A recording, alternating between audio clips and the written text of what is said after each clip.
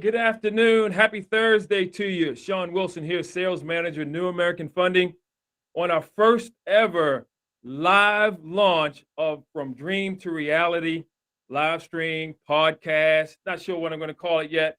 But if you're coming on live, just type in the chat, tell me what you think I should call it at the end of it. So just want to say welcome and thank you for taking time out of your day to come check us out on today. We have a Power Pack show planned for you today. And if you haven't done so already, we're going to be talking about some giveaways, and we're going to be mentioning some tools here throughout the live stream today. And we want you to be able to take advantage of them. So in order to do that, we need to know where to send them. So do me a favor, right there, you see the link. Just go right there to that website that you see. I'll leave it up for a couple minutes and go ahead and register, book. It's free. And the only reason I need you to do that is because I want to know who you are, and I need to be able to know where to email the tools that we're going to be discussing today. So we probably got about 12 items. Not all of them are going to be talked about today. They're going to be talked about throughout the series for the first quarter. And we want to make sure that you get them. And so what I wanted to do really, really quick is just kind of set the tone as to why I'm doing this, right? I've been in the mortgage industry now for almost 15 years, and I've seen a lot of challenge in the market, both on our side of the table and on your side of the table, the consumer, the home buyer. And so oftentimes I get home buyers coming to me. They may have gone to another lender or their own bank, and I asked them a couple of questions about their loan. They really can't tell me. And then when you do a Google search about certain mortgage related topics, it's connected to a sales funnel, right? And they want you to speak to someone. Not saying anything is wrong with that, but sometimes I just want to get the answer to my question without having to go fill out a whole bunch of information, right? I don't mind doing business that way, but sometimes I just want to get the quick answer so I can go talk to my family.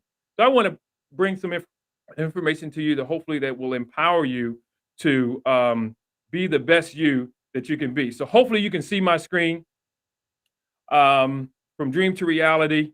Today we're going to be talking about, let me activate this. Today we're going to be talking about responsibility and of home ownership, stewardship, and counting the costs, right? So this whole podcast series for the first quarter is about preparing you for home ownership, preparing you for that lender conversation, all right? And so here's my mission. The From Dream to the Reality mission statement is to provide information that provokes thought and conversation about what it takes to achieve and successfully maintain home ownership, thereby empowering you, the home buyer, to take action consistent with turning your home buying dream into a home owning reality. And so that's what we're about. That's what we're standing on today. And that's the information that we're going to bring out for the rest of this year. And before I get into this, I want to also announce a spinoff show that's going to be taking place every single Friday. It's called Real Pro Fridays. It stands for Real Estate Professional Fridays. And what I'm going to be doing, especially the first quarter, is interviewing some of the real estate partners that I work with. And they're going to be giving tips and ideas and how they engage home buyers and how they engage the seller as well for their listing appointments. And so we're going to bring you information from them, professionals in what they do, experts at what they do. Also on Real Pro Fridays, we're going to be interviewing title pros, insurance pros, home inspector pros, home improvement, decorating, give you some decorating tips, ideas, landscaping. So we just bring a lot of information to you to help you in your home buying journey, right? Awesome. So a little bit about me. I started in the mortgage industry in 2007. I came in right before the mortgage crash, and I wish somebody would have warned me because about 6-7 months later, the mortgage crisis happened. I didn't know it was coming, but I did experience it. Thank God I was able to weather the storm and build a business and a presence in the marketplace that was successful. Some fun facts about me really quickly. I'm a musician. I've been playing the percussion since I was 9 years old. pretty good at it. I play for my church, my local church here in Brandywine, Maryland. And I love performance tuning cars. I work on my own cars. I love that kind of stuff, get my hands dirty and stuff like that. And I love family. I have 5 children. My wife and I, we homeschool our kids. And so we're regular folk just like you, right? And so next up, we're bringing out the big guns. We're not stopping. We got John Drumgoole getting ready to come to you live. He is the vice president of community lending, kicking down the doors of opportunity for myself and all of you. So I'm not going to stand in his way. He's ready. He's getting ready to come on board now. So if I can't hear you, but clap it up for John Drumgoole. John, what's going on, man? How you doing, sir? Shawn, how you doing, brother? I hope I can live up to that introduction. Man, wow, you really set the stage for me. How you doing? You are tremendous, guy. I definitely not a problem at all. Absolutely. I'm doing fantastic. Thank you so much for joining me and taking time out of your busy day. I know you're a busy guy, so I really appreciate you, sir. It's my pleasure. All right, so I'll go ahead through the slides. Okay.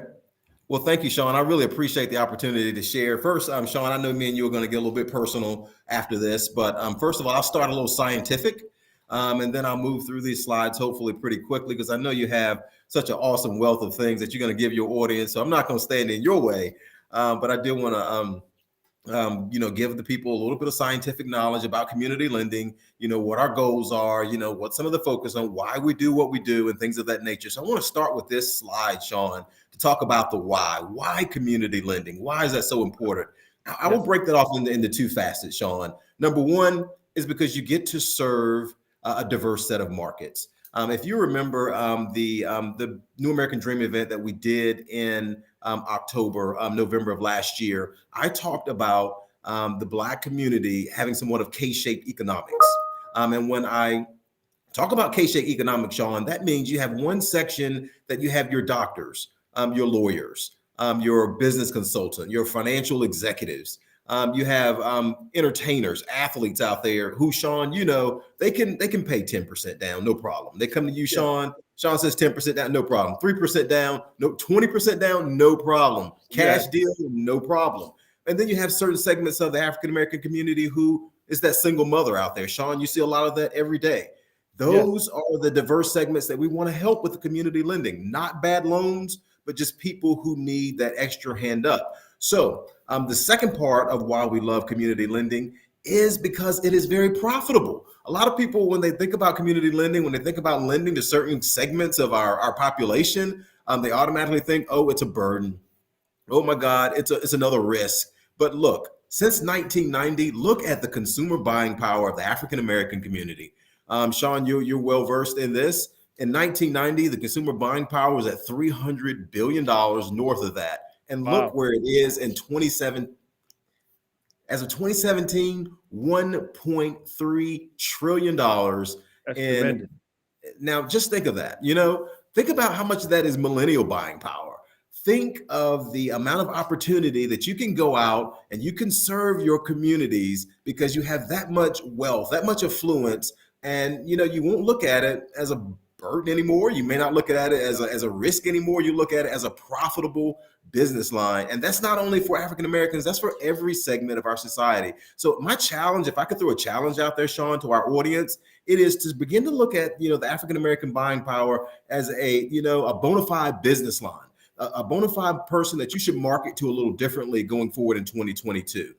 People that you should really have a good consumer approach for and a good strategy for this line of business. Let's move forward to the next slide if we can.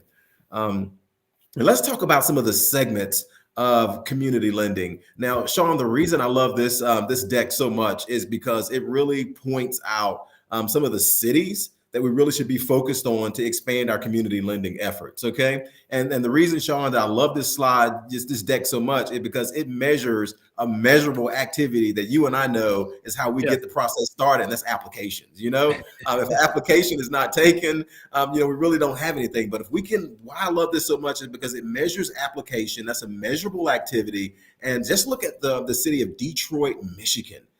50% of the share of all applications are by Black borrowers. If you're not in Detroit, companies out there, if you don't have boots on the ground out there, if you don't have a marketing plan for that much activity, shame on you. So let's look at Baltimore. Shawn, that's your hometown, your neck of the woods. Hometown. Baltimore, that area well.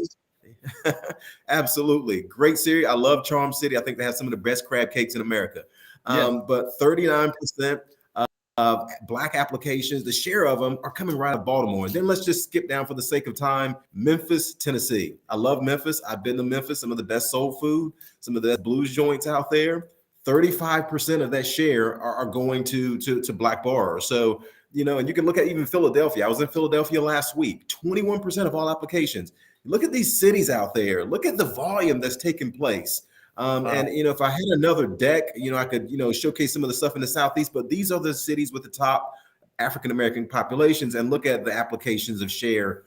So that's market share, folks. What that means is tangible dollars to your corporate board that you can have some serious conversations about how to re-engineer your processes and market. We talked a lot about marketing, even on our last huddle call we were on. Shawn, a couple of your teammates talked about how they want to market a little bit better this year. It's out there. If the dollars are there, it's a viable opportunity. Let's flip to the next slide, please. Let's talk a little bit about New American Dream, our commitment to the playing field. Now, Shawn, you and I have been in this game for a while. We've been at different events. We've heard people, kind of give NAF a little black eye. Your numbers, this, are your numbers really, genuine? Are they official? And you know what? I will affirm on both sides of the coin. When you're talking about which lender is doing the most lending to the African American community, I admit, Shawn, audience, some of those metrics can be somewhat arbitrary. Meaning based on a Sheba report from about 3 years ago, NARAB, who we love them, they're great partners of us. Give a shout out to the former executive director, Antoine, Madam Pope, and everybody that's doing that great thing over there.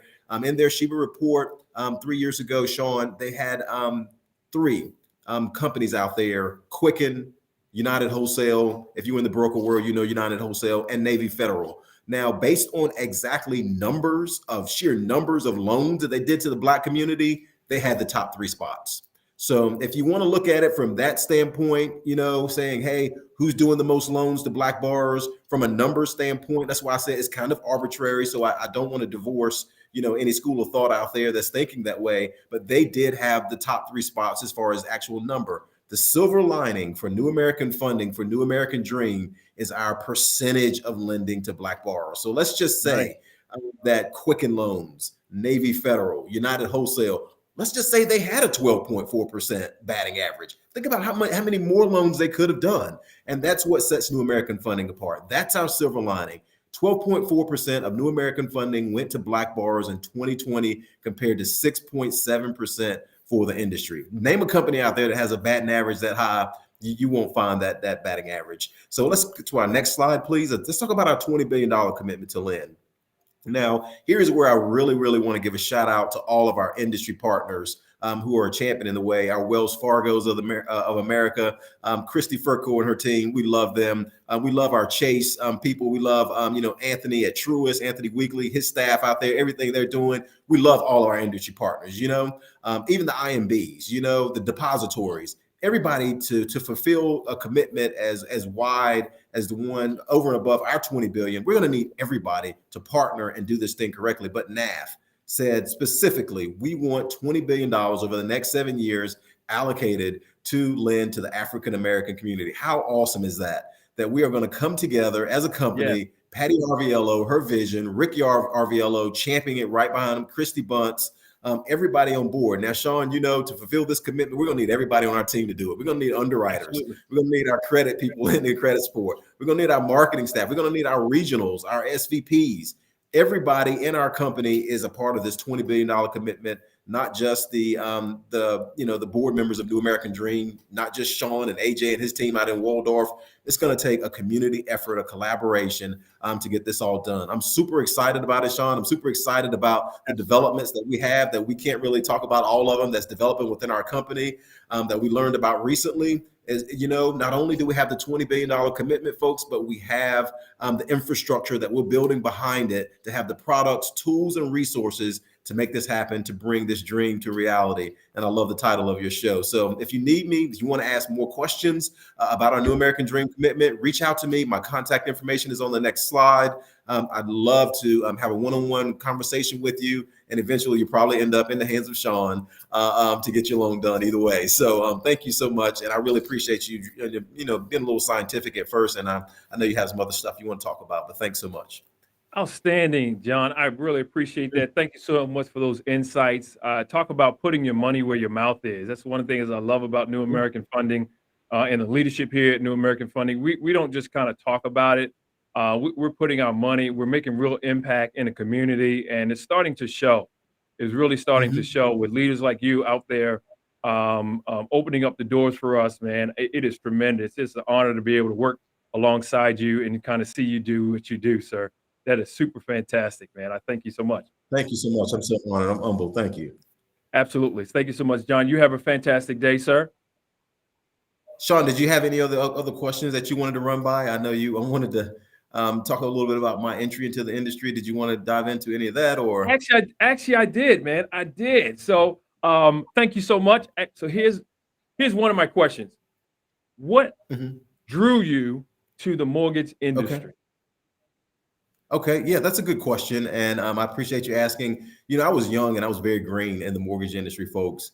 We have a running joke about none of us kind of just think about it as a career. We don't go to college for it. I mean, you do an MBA in finance, you can do a real estate degree, you can do an economics degree. That's going to help tremendously. But people just kind of fall into it by happenstance. Happened the same way with me. I was, a student, and I kind of just fell into it. I got an opportunity to, join a company that was growing. And I'll never forget, I was living in Raleigh, North Carolina at the time. And, I had an opportunity to drive 30 minutes to Durham. It was an amazing company. If you're out there, you may remember them or not. But they were starting a company within a company. I was going to work as a junior loan officer. So I was in the bullpen, and and I'll never forget, I did not know whether I was going to like that job because I had to drive from Raleigh to Durham in rush hour traffic. And that's the part I hated about it. But one of the senior loan officers told me, and this is kind of a funny story and I'll make light of it. He said, my daughter is interviewing for a job here as well, And so one day I'm in the elevator going up to my office, and this absolutely gorgeous young lady gets on the elevator, and she says, I introduced myself. I never forget. She says, hi, my name is Hannah, and I said, how are you doing? She says, my father works here and he got me this job, From that day on, I said, I'm going to work for this company. I'm going to keep going. And we had a great run, but that was just a funny story there. But we had a great time doing that. But Shawn, I went on to eventually launch my own company, my own broker with some colleagues. Yeah. And a lot of people don't know that about me, but, we launched it. We had great success. And when we did that, 2 years after, just like your story, 2 years after having such a good run, warehouse lines started drying up. The financial meltdown happened. And, that is, where things just kind of bottomed out for everybody. So I took a 5-year hiatus after that, of course, me being a young business owner for the first 2 years, I was making money hand over fist. And then all of a sudden I started giving away all my gains back, So it was kind of discouraging because I just saw the light at the end of the tunnel. Not only that, we had a real estate development department within that company, Shawn. We had an in-house attorney, we had an in-house title company, all of that. You had a one-stop shop that was ready to take, that industry and that market by storm. So when I rejoined after a 5-year hiatus, I joined Guaranteed Rate. And then, from there, I worked in their growth division, moved over to another regional player. Last year, I was recruited by NAF to join their community lending team, work with the New American Dream Initiative. And here we are having this conversation today. Yeah. That is fantastic. Thank you for that, man. We're glad that your journey drew you to New American Funding. That's fantastic. And so Absolutely. Another question for you, man. Tell us a real fun fact about you, man. I'll end it right there. Tell us a fun fact that you don't mind sharing with everybody. Yeah, a fun fact about me, and I'll make this brief. My very first novel that I wrote, Shawn, won 2 literary awards in New York City. So I have that kind of claim to fame to both. So yeah, absolutely. That was a fun time. It took me 3 years to write it, but it did win me 2 literary awards. So check it out if you haven't on it. You're an accomplished author as well. That's fantastic. Thank you so much, John. Any closing thoughts, man, before I let you go? Closing thoughts. Remember, 1.3 trillion in consumer buying power out there. How much of that is millennial buying power? I want to leave that thought with you. and Outstanding. go from there. Absolutely.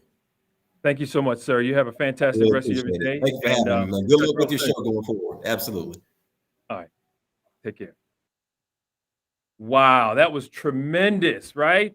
That was absolutely tremendous. Hearing from our vice president of community lending, he's doing a lot in the community to open up the doors for us here at New American Funding. All us boots on the ground, interfacing with all of you. Up next, we got a uh, fantastic person coming up next in the person of Charles Lowry. Charles Lowry is fantastic. He is our Director of Legislative Policy and External Affairs. He's the big guns. He's going up there and knocking on the Congress door. Listen, let us in. We're trying to help our community out here. We got to change the game. And so he's going to come up next and talk to us about all the things that he's doing in the community. Hey, Charles, how are you, sir? Good. How you doing? Can you hear me okay? I hear you loud and clear. I hear you Yes, loud and sir. clear. Thank you so much for taking time out of your busy day, sir, to come talk with Yes. us and talk with the from the Dream to Reality audience there. And so take it away. Tell us about what you do in the marketplace, sir, to help us boots on the ground consumers in general. Yeah, I thought I'd start tell you a little bit about myself. Yes. Since we had that slide there, the first slide, Shawn. I'm the Director of Legislative Policy and External Affairs for New American Funding. Like you, Shawn, I have not been at the company very long, but I'm excited to be with New American Funding. I come at this work a little differently from you and from John and others.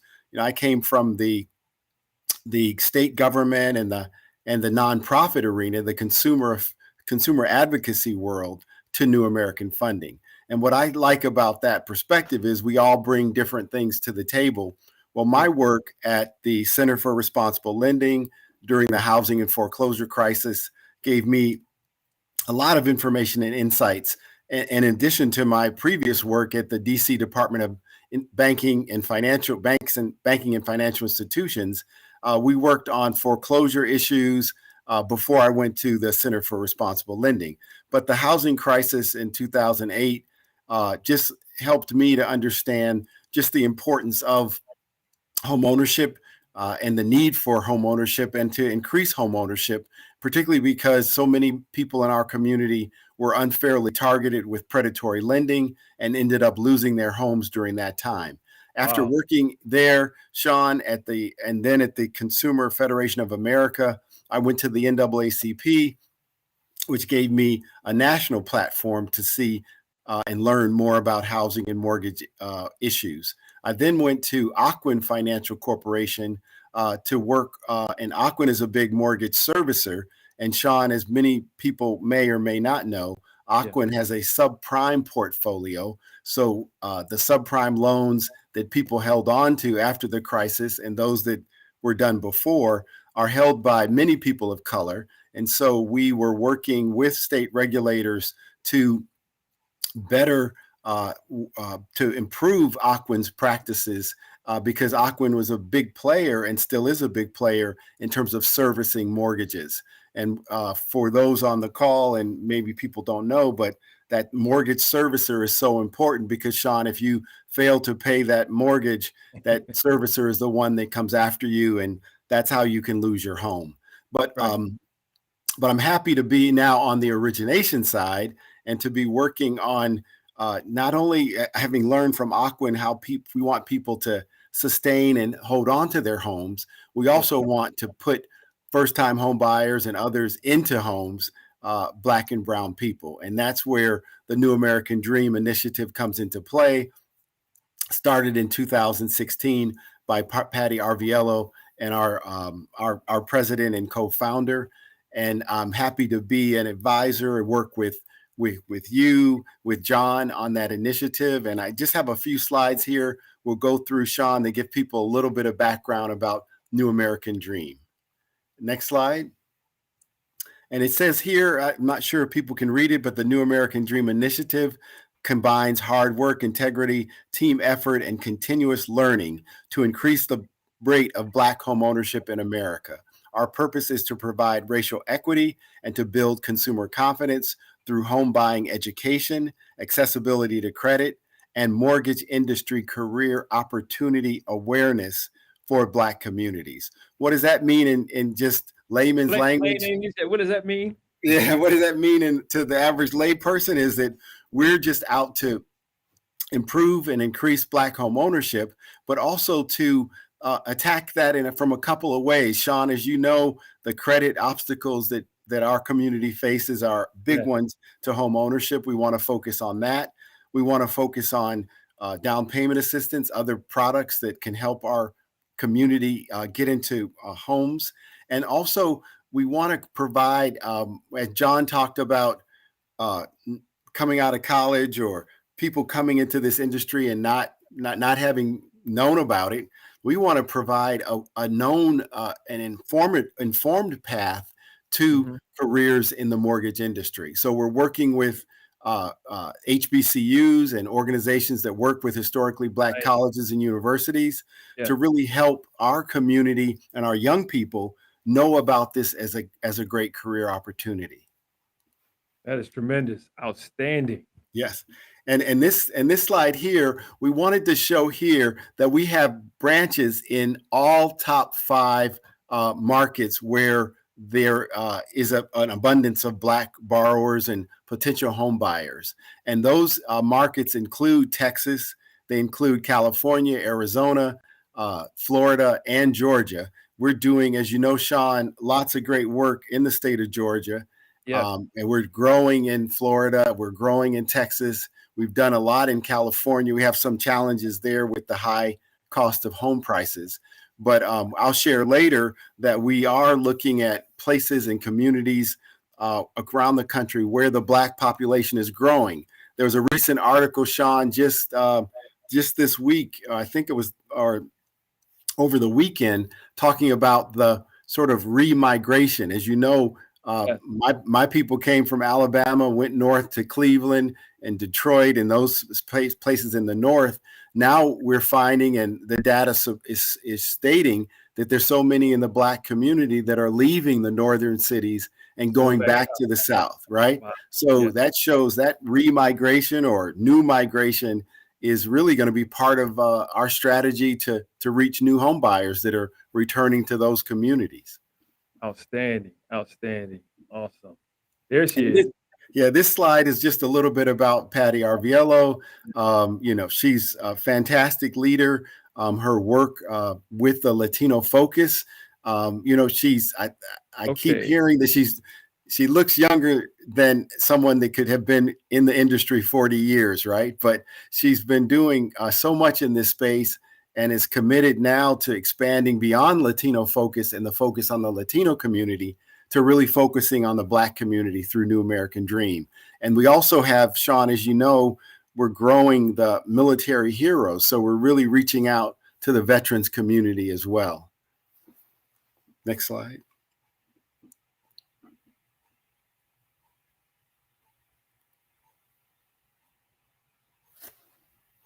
Shawn?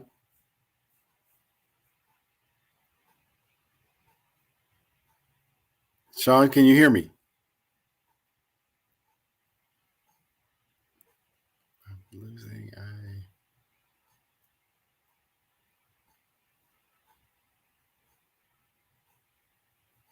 Hello, Shawn. Shawn?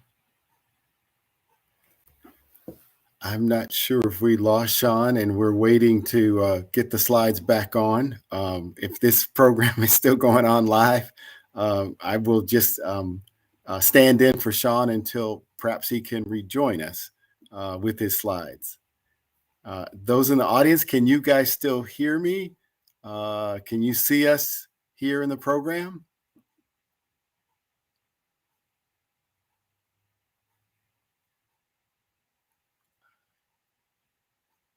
So I think that according to our audience, Shawn was frozen and perhaps he has lost his connection.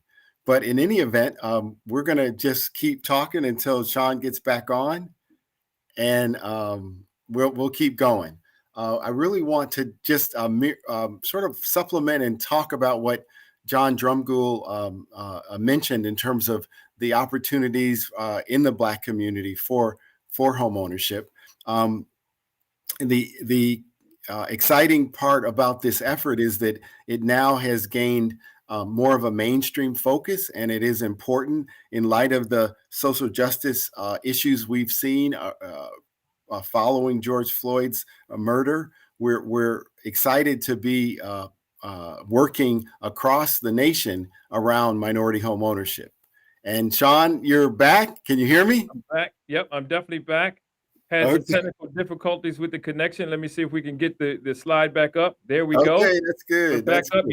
You see my green screen behind me. Yeah, your green screen. This is real life. Things happen sometimes in real life, Yes. and you got to be able to ebb and flow with whatever's going on and continue the process. You can't That's right. let your dream drop, ladies and gentlemen. Things are going to happen. And Yeah, so I was just continuing to talk as you were gone, and we were waiting for you to come back. So well, I appreciate that. Thank you for having me back, sir. All right, so go right ahead. We're ready to go. So we finished with Patty Arviello. I was mentioning the Military Heroes Initiative is another initiative to go with the Black initiative around New American Dream and also Latino Focus. I won't spend a lot of time on this slide. John has mentioned our commitment of $20 billion over the next 7 years. These are just some interesting facts that they vary a little bit, Shawn, but we want people to know, to kind of be grounded, even the layperson, in what's happening to us in the Black community. 45.1% of our population is homeowners.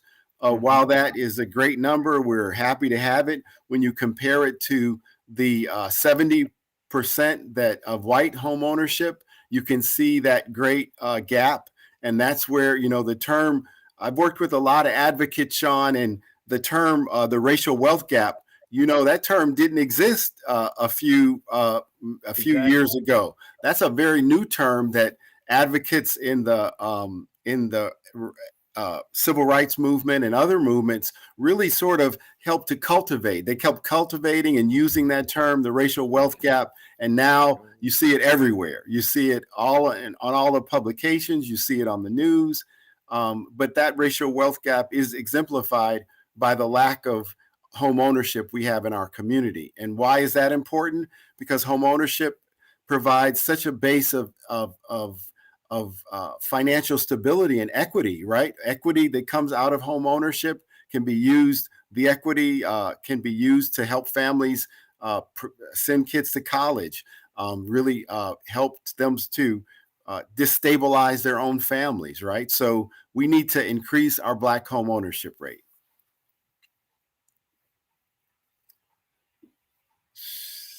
Shawn, are you there, Shawn? I think we lost Shawn again. So we'll have to get him back to, as soon as he comes back, I hope that we can continue our program and we can talk about the issues. Shawn, are you there? I'm here, man. We're having technical difficulties here. Okay, apologize for that, but let's continue. Yeah, we'll just continue on the slides, and maybe we get the slides off the screen. You can come back in full force. So absolutely. Can you go to the next slide, Shawn? Can you forward that? In 2030, we project the Black home ownership rate to increase by 12%. We want to continue to grow our population, and in the same way, we want to grow Black home ownership. Go ahead, next slide. I think that's not coming through, Shawn, completely. Okay, so we have it's a little frozen there. Okay. Hey, AJ, you here? Having issues with the Wi-Fi, man. Is that something? Yeah. Do you have a network cable I can use? Shawn, I'll keep talking, or you want me to stop?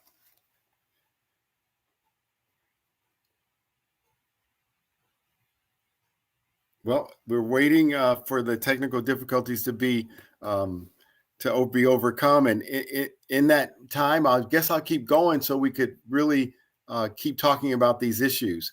That the next slide that we had up was really some of the economic indicators that talked about the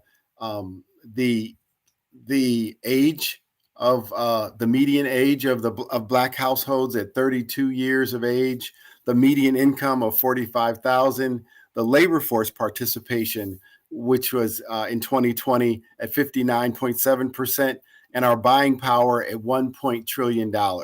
So those are great issues, great foundations and facts that we can use as we look at the Black community in terms of home ownership. But we have some key demographic issues and challenges. We'll go to the next slide, Shawn, if you can go to the next one. Some of the demographics and challenges we have are in income. We know that we have a number of single income households that we have in our community. We also know that our debt to income ratio is an issue. 59% of Black home buyers have been denied a mortgage due to debt to income ratios.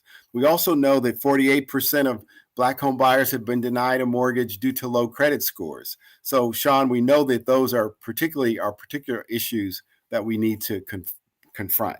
But what are, on the other hand, in the positive vein, what are the opportunities that we have? We have Black home buyers that are very much motivated to purchase a home. They want to have a home of their own. Their grandparents didn't have a home that they owned. Their parents didn't have a home, and they're looking to provide that for themselves and for their children. There's a desire for change. The Black home buyer, the people that were previous renters, they want to move forward to home ownership and out of a rental experience. And then we have the single Black woman. 31% of Black home buyers are single Black females. That's a very important statistic, and we need to know how to sell to that particular part of our community, and what does that community want in terms of home ownership. Awesome. I'm back. I think I'm back. Okay, you're back, and we're gonna keep going, Shawn. We've talked about challenges, we've talked about opportunities, and now we're going to go to our slide that talks about New American Funding and then we're going to wrap it up. So if you have those slides, Shawn, it talks about our committee structure. It talks about our information. Let's see. I think we're coming up here.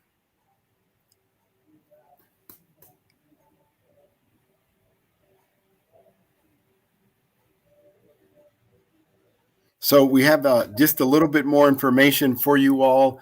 The work that I'm doing, again, with New American Dream. And Shawn, I just want to let everyone know that New American Dream is now part of our Included initiative, which is an effort to be all inclusive in terms of the work at New American Funding and serving under the underserved. So that our Latino focus, working on the Latino community, our Veterans Initiative, so many veterans, our African-American fathers and grandfathers, those that served served in the military, were denied the benefits of the GI Bill. We know about that, and we want to make sure that we overcome that through this Veterans Initiative. Being a veteran is a high honor. We're all proud and happy with our veterans, and we're creating a program that would really cater to their needs. So next slide, Shawn. We'll talk about the leadership of New American Dream. I work with John, as you heard John's great presentation before, Anthony Holt, who's down in North Carolina, Michael Mosby, who's out in California, and Kim Arrington, who's a branch manager as well down in Southeast in the Atlanta area. So I think that kind of wraps up. Next slide, Shawn, who we are and what we're about. And I'm very happy to have been able to join you all and to be a part of this program. And Shawn, I think in terms of the fun fact, I don't have a lot of fun facts about, I guess, myself. I am a father of two African American young men. I'm very happy and proud that they have grown into manhood. I'm also one fun fact about me is that I put my one son into soccer when he was 4 years old. He went on to play professional soccer and now is working with Major League Soccer, and also has started a nonprofit to help young youth of color to be able to play soccer in America. I'm very proud of that. That's not a fun fact about me, but sort of about me since I'm his dad. Shawn? It's definitely about you. Can you hear me? Yeah, I can hear you. I can hear you. Outstanding, outstanding. So one last question before you go. Thank you so much for the presentation. I appreciate that. We're going to fix these technical difficulties. It's not a problem at all. This Sure. information is going to get out to the public so that they can use it. So one last question. What drew you to the mortgage industry as a whole? And then I'll let you in with that.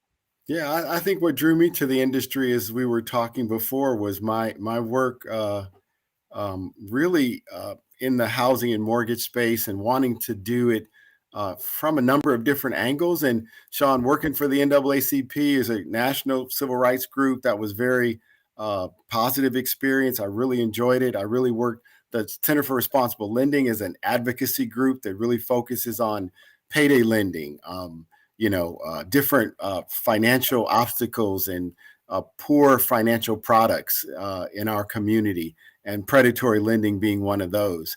But I think, Shawn, what drew me to this part of my work, and what I'm happy to do now, I see it now, is that the lending, and you, Shawn, you and the other AJ and the others in Waldorf are on the front lines, actually moving the needle in terms of Black home ownership. I was on a call with Rick Arviello yesterday, and John mentioned that it's important to note that we have these large lenders like Quicken or Rocket Mortgage, but what's really important is the percentage of lending that's being done to the Black community. So our percentage of lending, as he showed on the slide, is 85%, almost 100% more than other lenders. So even though we're smaller, our commitment, Shawn, to making loans to Black home buyers is there. You can see it in the HMDA data. You can see it in all of the comparisons. And I think that percentage, as Rick Arviello said, that moves the needle, right? We need Rocket Mortgage and others to move the needle. So what I like about this work is working with you as a loan officer, and I think we have 120 Black loan officers, Shawn, at New American Funding. 62, I believe, are ILAs, and 58 are OLAs. I think or maybe 58 are ILAs and 62 are OLAs. So what's an OLA and what's an ILA? Well, OLA is an outside loan officer. So that's a person like yourself, based in an office, being able to find loans in the community and really do the work you're doing now, Shawn. ILAs for us are the internal loan officers, the ones that they sit at a desk. Now they're sitting at home. Oftentimes they get leads from the different sources that New American Funding has, but they do their work more sort of inside or internal. They're not outside in the community like you are. But that 120 loan officers, plus the white loan officers we have, Shawn, that are making loans in our community, the Latino loan officers, that's the front lines. I'm excited about being able to work with a company that really is working to move the needle forward. So I kind of come into this industry again from a different perspective, but I'm happy to be working with you and everyone else at New American Funding. Outstanding, John. Thank you so much for your presentation. I appreciate you taking the time out of your busy day to talk with the people. And so I'm going to give you back the rest of your day, sir. And you have a fantastic one. Okay. Thank you, Shawn. Thank you, everybody. I'm glad to be on the call, and I look forward to working with you more, Shawn, in this endeavor. Thank you. Absolutely. Me as well. Thank you so much, John. You have a great day, sir. All right. Bye now. Awesome. Well, thank you so much. If you're still there with me, hang in there. We got some more good information. You may not be able to see me, but seeing me is not really important. What's important is the information that we're going to be sharing with you And so up next, we're going to be talking about what I wanted to do is kind of get us on the same page about the information that we're talking about. So I wanted to establish a continuity of thought when it comes to stewardship. With stewardship, I'm really talking about taking care of managing something, for example, a property, organization, money, valuables. But in this context, we're talking about property, right? And I got a guest coming up really soon. He's waiting for us. I'm going to bring expedite this process and bring him on. But right now, our primary responsibilities as homeowners, as it relates to the property itself, is to maintain the systems in the home. And we're talking about structural systems, foundational systems, heating, electrical, flooring. You see the list there: plumbing, well and septic, things like that. We want to be thinking about that in advance because we want you to prepare for that. What do I mean by prepare? All right. First of all, counting the cost is a part of that preparation. How much is it going to cost for me to fix these things as they come up? How am I going to handle these things as they come up? So you want to count the cost in advance, right? So that you can consider how it's going to affect you. One of those things is build your professional company Rolodex today. That's going to take care of some of these systems. So you want an insurance and warranty contact. You want a roofer contact. You want a structure and foundation contact. You want electrical contact. You want heating and cooling contacts. You want flooring and windows and all of these different contacts. You want them in your Rolodex. Rolodex. Begin building your list of contacts that you're going to need. No, you may not need it for the first 5 years. But if you plan to stay in that home 10, 15 years, things are going to start to need repair. And some of the areas that people that you can talk to, reach out to your friends, your family, your coworkers. The Meetup app, it's a great app. We don't endorse this app. I use it personally. It's a great way to connect with real estate investment organizations. It's a great way to connect with some of these professionals in these areas. A lot of them advertise on that app. Visit local REIA clubs. The real estate investors, they all have contacts in these areas. They need them to rehab their houses. So that might be a place you want to visit.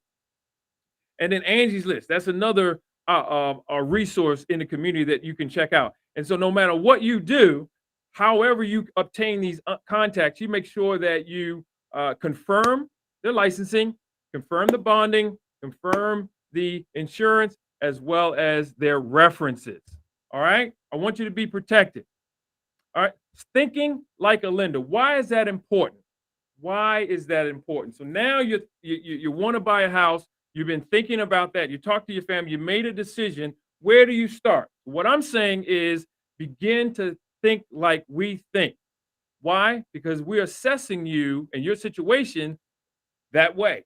So if you understand how we think, you then can prepare yourself to make sure that you can present yourself and your situation in the best light possible, right? We want to help you understand and determine credit worthiness. What is credit worthiness? Credit worthiness just simply describes the state or condition of an individual's overall credit. We examine four key areas in this. We call them the 4 C's of lending. That's capacity, that's credit, capital, credit, and collateral. All right. Really quickly here, when making loan decisions, we look at your ability or your capacity to take on a new loan. You're bringing to us your debt picture, your financial picture, your credit picture, and we want to see, do you have capacity to add what you're seeking to what you already have, right? So that's kind of where we're from the very beginning, we want to understand your capacity, right? We look at your 2 years federal tax returns as a part of that process. We look at your W-2s, your current 30 days pay stub, right? All of that kind of helps us understand what your qualifying income is.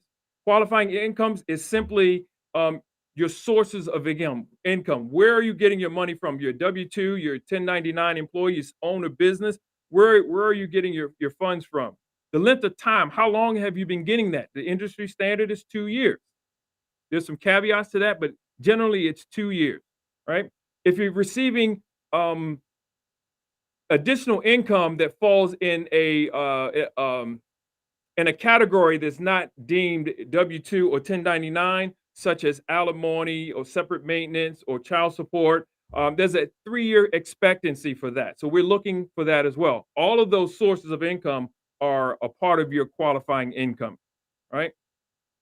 Um, Lender also, the next piece of that as a part of your capacity is your housing expense ratio.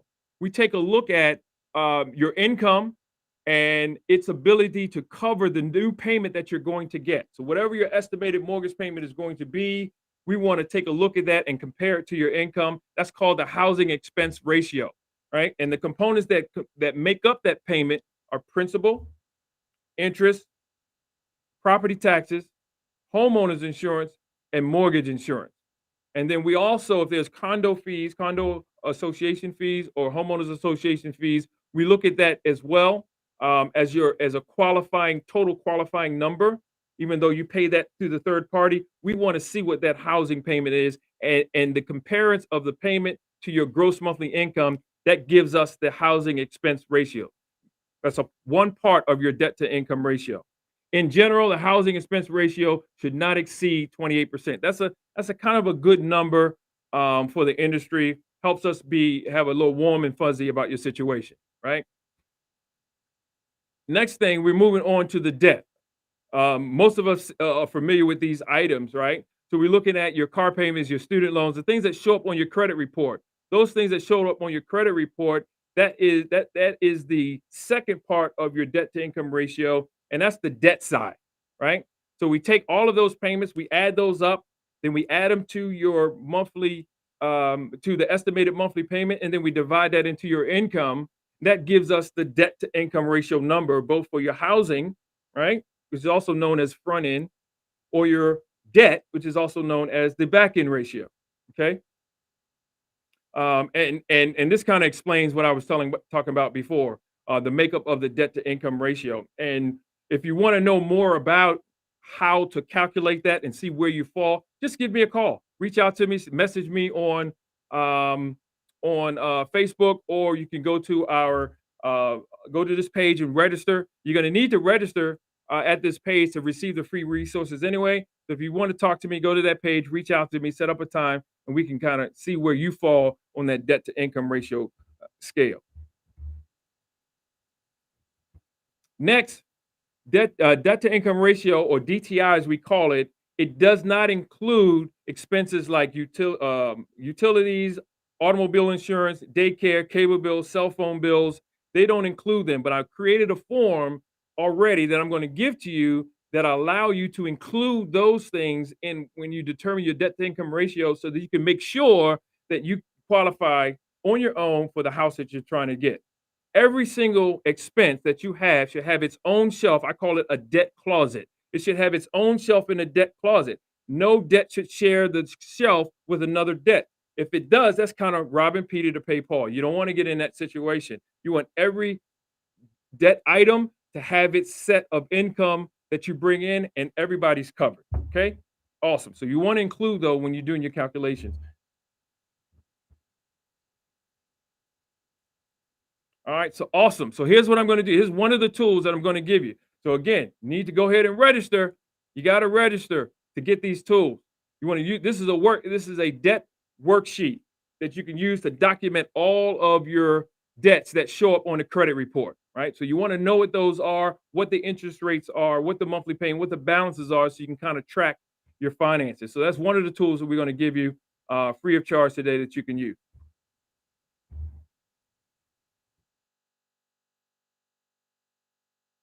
Also on this, you want to include the interest rate. I already said that. So we're going through, I'm going to say that one more thing I wanted to mention. We don't always count if you have less than 10 payments left on your debt on your credit report. Not all the time do we count that. The guidelines allow us to exclude it, but sometimes the underwriter want to include it to just kind of make sure that you qualify. Okay. So we got a really quick quiz here. Really quick quiz coming up. And so, to yourself, you don't have to type in the chat, just to yourself, what makes up the mortgage payment. Check all that is included that we talked about. Awesome. If you said principal, interest, taxes, and insurance and other fees, then you are absolutely correct. Awesome. You're a great student. Up next, we have an awesome guy. Oh my gosh, this is a treat. I had to call all around the world to get this gentleman to come on the screen. He's a great friend of mine, Mr. Theron Green. He is a professional in the financial services industry. He is a tremendous leader in the marketplace. He's got more than 20 years experience in banking, finance, and financial education. So he's going to come up next. He's going to talk to us about capacity. Hey, what's going on, Theron? How you doing, Shawn? What's going on I'm with you, sir? outstanding, sir. How are you? Can you hear me? I can hear you fine. Can you hear me? Fantastic. Just want to be sure. I'm actually doing well. I've been keeping up. I know you have little challenges, but it's all good. It's all good, man. We're gonna get I can share in these next couple of minutes. Not a problem at all. So I'm gonna let you go ahead and do your thing. Well, no problem. So good afternoon, everyone. Hope you're definitely getting some great information from this podcast or what have you. So I'm going to kind of dive right into it really quick. So Shawn, if you can just flip it over to the financial framework piece, and we'll dive right into that. And so you've heard information when it comes to capacity, and of course the main part of the capacity piece is the debt to income ratio. It basically talks about the borrower's ability to repay a loan compared against the income, and of course the outstanding debts. So even aside from that, so I'm the kind of person that likes to kind of peel back the onion and really kind of lay the foundation when it comes to really your spending, and of course you're handling the debts in the first place. My specialty, of course, when I talk with clients, around financial education and things of that sort, is really kind of getting to the root of course, the challenges that most people have. And most people have, number one, if you actually see on this particular slide, is especially coming from the banking world, most people do not separate their spending from their bills. And I'll be the first one to tell you, years ago when I used to be the swipe king or what have you, and even before I swipe, and I'm sure this question kind of will go through everybody's mind. Okay, did that bill come through yet? Can I swipe it now? I don't want to get embarrassed here. And so because of that, one of the things that I started doing is actually started separating my bills from my spending. And so basically with this particular chart, you can actually see one of the recommendations that I tell folks to do is have a separate account for spending and a separate account for bills. Number one, of course, with the spending account, this account is the account that's actually linked up to your debit card. All you're doing is just spending with that particular account or what have you. The next account that you actually see, of course, will be the bill account. And that account is nothing but your bills, your mortgage, your utility bills, your any type of loan bill or what have you. That account is specifically for your bills. And even when starting off with those two particular type of accounts, what that does is create discipline on actually how to manage your accounts. And of course, number one, first and foremost, I would definitely recommend that you create a budget. But definitely number two is actually separate your spending from your bills as well. That third account that you actually see on there as well is the savings account. Definitely as potential homeowners or what have you, part of the down payment or part of the things that you want to do, even for the things that you want to buy within your new home, of course you actually want to save for that. So by separating your bills from your spending, you might start seeing, okay, I have some extra money that I can actually put aside to. That's what you want to do in your savings account. Number four, after your bills, after your spending, and you start.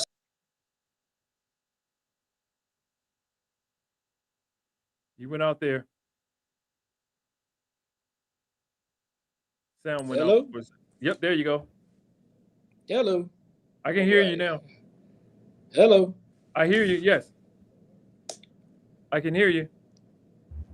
Hello. I hear you. Hello. Hello. I can definitely hear you. What happened? Hello? Hello? I'm not sure if I'm on or not. Yes. Oh, okay, great. Thank you, Karen. Thank you very, very much. And again, what I left off at, I can't see anything, but that's okay. I'm still going to. I know I can't hear Shawn, but that's okay. Investment account. One of the things that I definitely want to continue to do is to make sure that you are again separating bills from the spending, and then of course your savings, and then of course after your savings, once you start having an accumulation of disposable income, you definitely want to start doing some investments as well. Part of course investments could be buying stock here and there or what have you, and then even after that, once you start seeing this cascading effect about saving money, spending what you need to spend it on, have your bills specifically for bills. If you would say, for example, you want to start a new business, you want to do some type of venture, then that last account that I would recommend you do, of course, it's called your venture account. Hey, this is I'm looking forward to starting a business or what have you. So that's that financial framework that I actually recommend to a lot of clients when they actually come to talk about, okay, how can I get my finances in order to actually buy a house, or how can I get my finances in order to actually buy a car or something like that. So that's the financial framework I could definitely recommend. Outstanding. Thank you so much, Darren. Can you hear me, sir? Now I can't hear anybody, but I see Karen said you could hear me. So can you hear me? Can you hear me though? Not sure if you can hear me. So I'm going to go ahead and let you go, sir. There's some awesome information that you gave about spending accounts, bill accounts, savings accounts, investment accounts, and disposable accounts. And so we'll have you on another time so you can kind of get into that a little bit more and share some more of your wisdom. I'm not sure what Shawn is saying. Can somebody type in the chat what he's saying? Because I can't hear a thing. Okay, no problem. No problem, Karen. Thank you very much. All right. Not a problem at all. I know it was a lot in a quick time crunch, but no problem at all. And I think Shawn has my contact information if any other questions might come up. So thank you, Shawn, for the opportunity to share. And we'll talk to you guys soon. All right. Awesome. Thank you so much, Darren. I appreciate that. Thank you for taking time and to share your wisdom about finances. He's a financial guru. He does this every day, day in and day out. You want his contact information, just either go ahead and take a moment to register.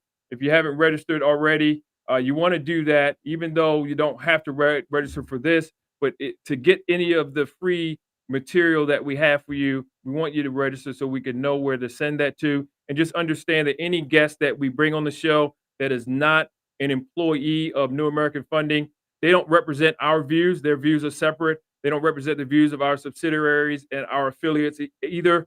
And so we want you to do your research. Anything you've heard from Mr. Darren Green, even though he's a professional, I trust him, but I want you to do your research, right?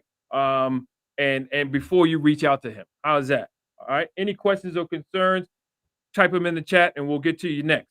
All right. So up next, we got a couple more things and we're going to let you go. Right now, we're talking about capital. So we finished capacity. We finished talking about, okay, where are my sources of income coming from? I've already determined that I got the capacity to add a new mortgage into where I am. It has its own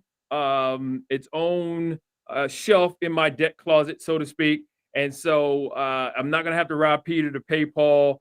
So now we want to look at where's that capital come from that's going to help you make this happen. So the other the C that we look for is your finances, your checking account, your savings account, your assets, things like that. We want to understand where are your funds being stored? Are you getting money from family members? Are you using down payment assistance? Are you going to grants?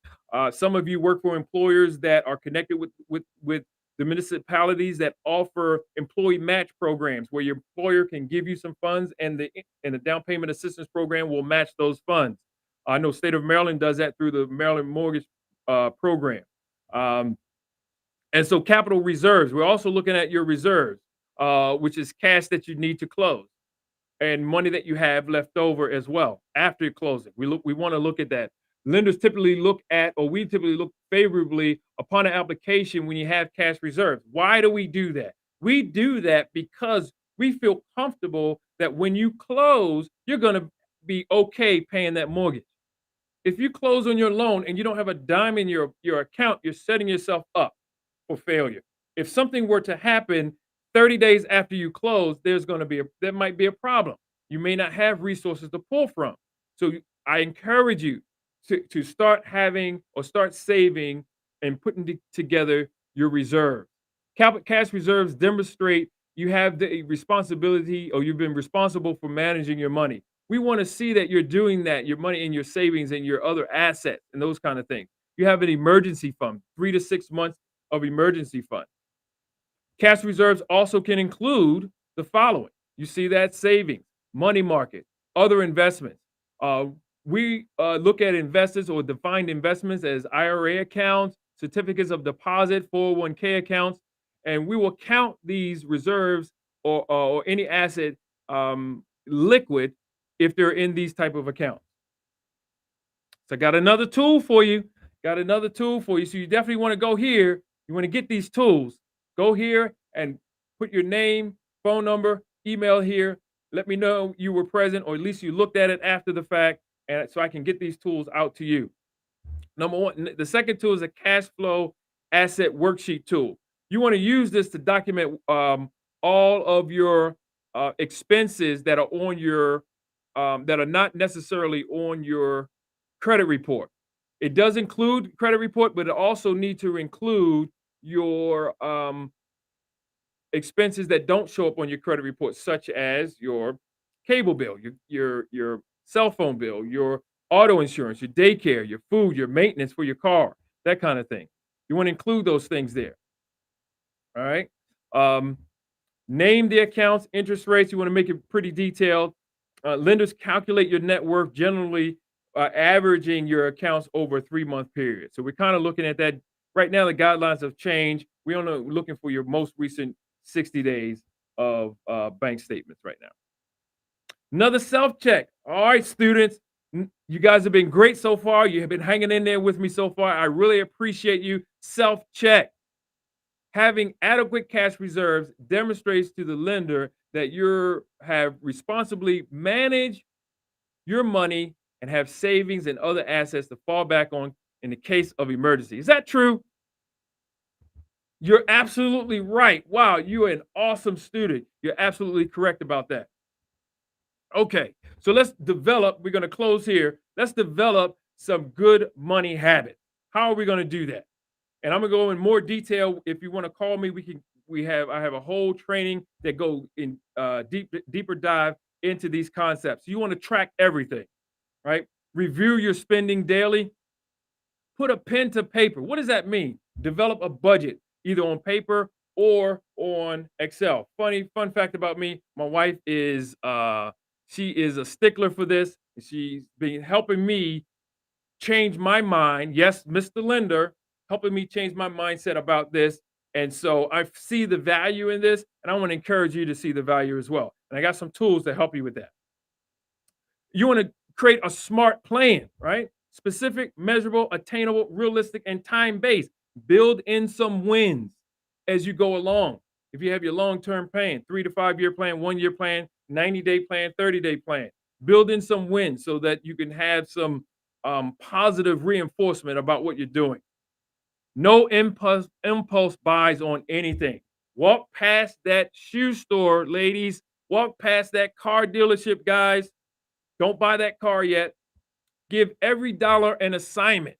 No dollar should be idle. You got a savings account. That's for your label it. That's my house fund. And I have over here, I have my emergency fund. I have my splurge fund. I have my bill fund. Give every dollar an assignment. Sleep on certain purchases. So if you got to get a car, you have to get a new car. Yours is breaking down. I have many clients call me, Shawn, I need a car. I said, we're really, really close. Really, really close. Can you Can this car last in 2 more months? Will it last 2 more months? Yes, it'll last. Okay, good. Let's get this house, get in it, and then get your car fixed. Extra check theory. So this is a deeper concept, extra check, meaning that the income that you're bringing in as you're building these savings, it should create an extra check effect, right? So the money that you're saving is almost like you having an extra check that you're putting away. Income tax and bonus money, assign that. Give it an assignment. Watch your mouth about money, what you say about money. Tell your money what it needs to do. Commit to your financial health. Try saving 5 to 10% of your gross income monthly. I know it's hard. You probably live it. Shawn, I'm living paycheck to paycheck. I understand. Take $5 out, $1 out. Create the habit. Even if it's $1 a paycheck, create the habit. Create the habit. Create the habit. 21 days, after 21 days, you'll have $21, right? Well, you don't get paid every day, but you get my point. Avoid impulse buys. Track everything. Track everything. All who have booked and registered will receive a free financial kit. That's supposed to be free. A fee financial kit. Awesome. So that's all I got for you today. I really appreciate you guys have been an awesome audience.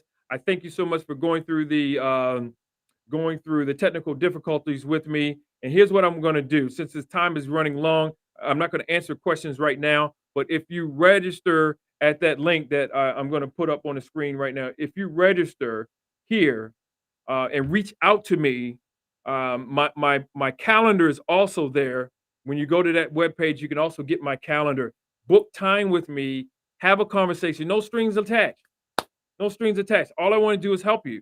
Yes, I would love to earn your business, but that's not the goal. The goal is to get you the information, right? To get you the information to help you be a better consumer, to improve in what you're already doing, or to start if you have not been doing it at all. So please do that.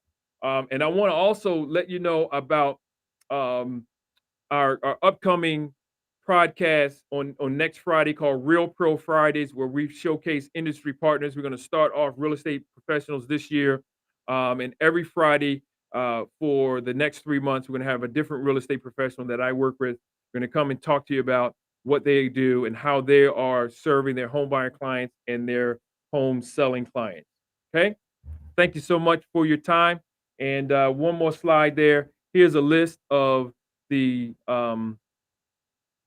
all of the tools that we have to give away. If you register, you tell me that you've been a part of this process, I'm going to give all of these to you. And we can consult on how best uses if you want. Ideas, tips, things like that. I have no problem helping you. Thank you again for being a part of our From Dream to Reality live stream launch, and give it back to you the rest of your day. Have a great day. Bye-bye.